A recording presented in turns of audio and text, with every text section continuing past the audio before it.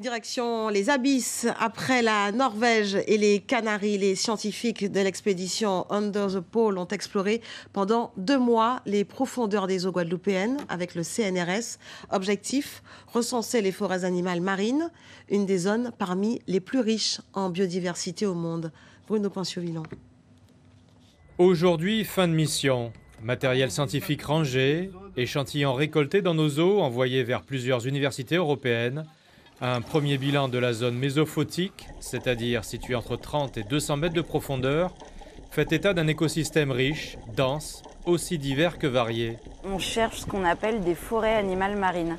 Ces forêts animales marines, c'est à l'instar des forêts terrestres, des niches pour la biodiversité et des zones dont on essaye de comprendre la vulnérabilité, mais également l'utilité. Et ce qu'on constate, par exemple en Polynésie, c'est que c'est des endroits qui sont plutôt à l'abri du réchauffement climatique et où il y a une diversité beaucoup plus importante que celle qu'on pensait, voire plus importante qu'en surface en termes d'espèces.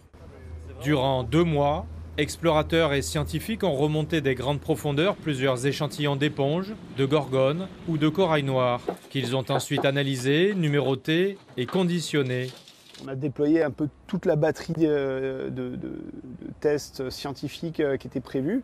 Donc c'est de l'échantillonnage, c'est la pose de capteurs, c'est la photo scientifique, on appelle les photos quadras. L'objectif, c'est d'avoir une photo générale en fait, des fonds marins ici en Guadeloupe, mais avec des données assez poussées, par exemple autour de la thématique qui était notre travail, les forêts marines, les forêts animales marines. Donc, dans une zone plutôt profonde, on a travaillé à 40, 50, 60 et 120 mètres. Un inventaire précis a donc été réalisé. L'interaction entre espèces observées et faune environnante a également été examinée. L'expédition scientifique Deep Life reviendra en Guadeloupe en 2025 comparer les données pour comprendre l'évolution de notre biodiversité sous-marine.